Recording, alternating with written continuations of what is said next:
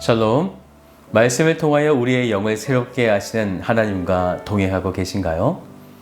오늘 우리에게 주신 말씀을 마음속에 받으시고 꼭 말씀대로 행하시기를 주님의 이름으로 축복드립니다.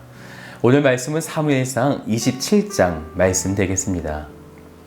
제 27장.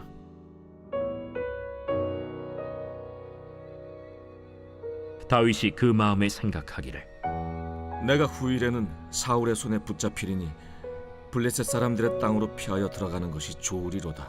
사울이 이스라엘 온 영토 내에서 다시 나를 찾다가 단념하리니 내가 그의 손에서 벗어나리라.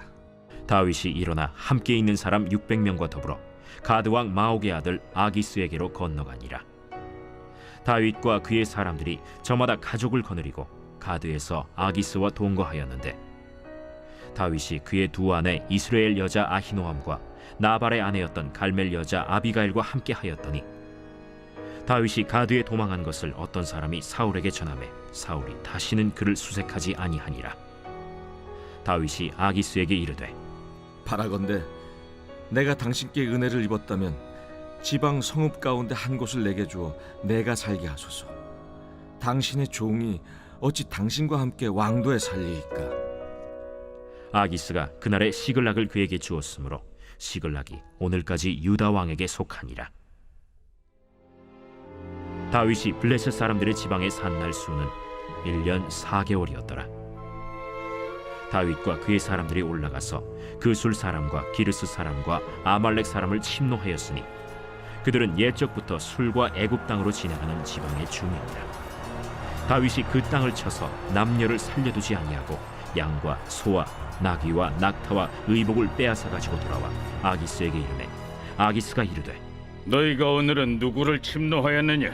다윗이 이르되 유다 네겝과 여라무엘 사람의 네겝과 겐 사람의 네겝이니이다. 다윗이 그 남녀를 살려서 가드로 데려가지 아니한 것은 그의 생각에 그들이 우리에게 대하여 이르기를 다윗이 행한 일이 이러하니라 하여 블레셋 사람들의 지방에 거주하는 동안에 이같이 행하는 습관이 있었다 할까 두려워함이었더라. 아기스가 다윗을 믿고 말하기를 다윗이 자기 백성 이스라엘에게 심히 미움을 받게 되었으니 그는 영원히 내 부하가 되리라 하고 생각하니라.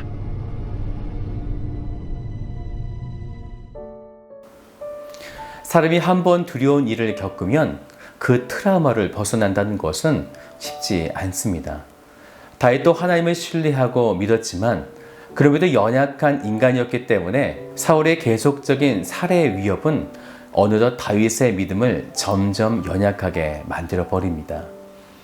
분명 곳곳에 하나님이 그를 도와 오히려 사울을 죽일 수 있는 상황들을 경험했음에도 불구하고 여전히 그 두려움의 실체인 사울 왕을 떠올릴 때 그 두려움에서 벗어나지 못한 거죠.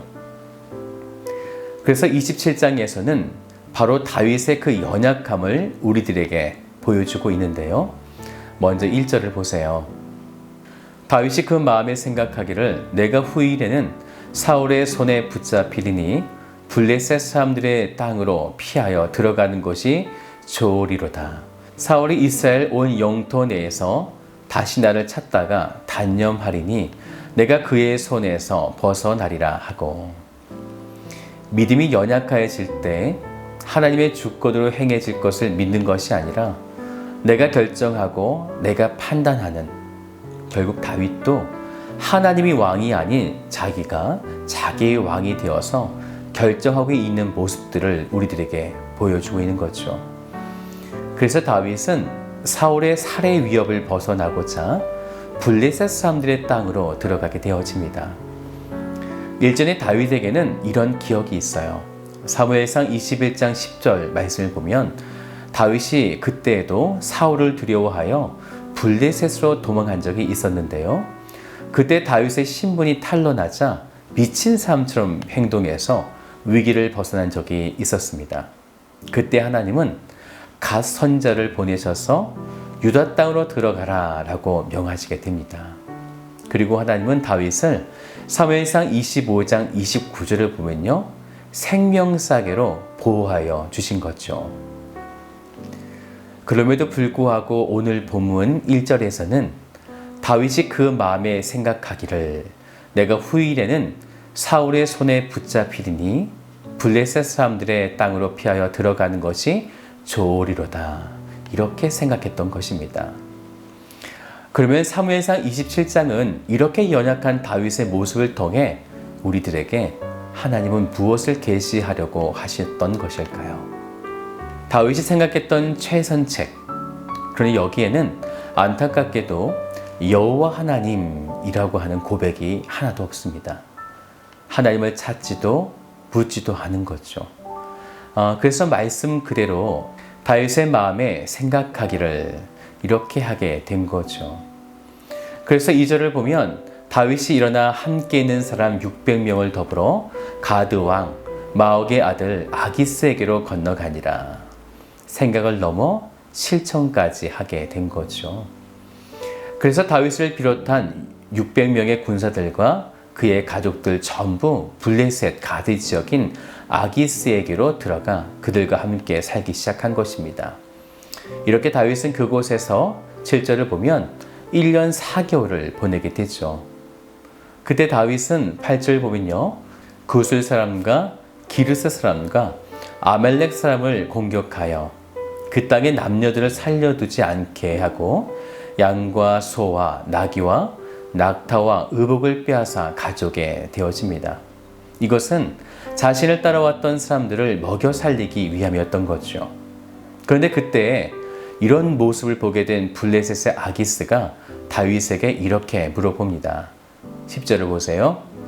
아기스가 이르되 너희가 오늘은 누구를 침노하였느냐 하니 다윗이 이르되 유다 네겝과 여라무엘 사람의 네겝과 겐 사람의 네겝이니이다 하였더라. 다윗이 아기스에게 신임을 얻기 위해서요, 구슬 사람과 아멜렉을 친 것이 아니라 엉뚱하게 같은 민족인 유다를 공격했다라고 거짓말하고 있는 거예요. 그때 블레셋의 아기스는 이렇게 생각한 거죠. 자기 민족을 공격했으니 12절을 보세요. 아기스가 다윗을 믿고 말하기를 다윗이 자기 백성 이스라엘에게 심히 미움을 받게 되었으니 그는 영원히 내 부하가 되리라고 생각하니라. 그래서 다윗은 자신의 거짓말이 탄로나지 않게 하기 위해서 일전의 싸움이었던 아멜렉이나 구슬 사람들을 모두 다 죽게 만든 것이죠. 그런데 다윗의 이런 믿음의 연약함은 여기서 끝나지 않습니다. 이제 곧 보게 될 사무엘상 29장에서는요, 다윗이 실제로 이스라엘을 공격하기 위해서 누구와 연합하게 되어지냐면 블레셋 군대와 연합해서 이스라엘을 공격하려고 합니다. 하나님의 백성들을 이방 민족과 결탁하여 죽이겠다라는 거죠. 믿음이 연약해지면요, 이렇게 악한 생각을 하게 되는 것입니다. 27장에서 다윗의 모습과 말들 속에 여호와 하나님은 사라졌죠. 그가 골리앗 앞에 서서 너는 칼과 창과 단창으로 내게 나아오거니와 나는 만군의 여호와의 이름으로 나아간다 라고 고백했던 이 용맹스러운 패기와 믿음은 다 사라진 것입니다. 오랜 두려움은 우리를 이렇게 연약하게 만드는 거죠. 하나님은 왜 다윗의 이런 모습을 우리들에게 보여주시려고 하셨던 것일까요? 전적인 하나님의 은혜를 보여주시기 위함입니다. 사람은 이렇게 연약하다는 것을 우리에게 보여주시면서 그렇게 우리는 반드시 여호와 하나님만을 굳건히 믿고 따라가야 함을 보여주시고자 하는 거죠. 사랑하는 여러분, 여러분에게 혹시 오래된 두려움이 있으십니까? 만군의 여호와 하나님의 이름으로 담대히 나가시기를 주님의 이름으로 축복드립니다.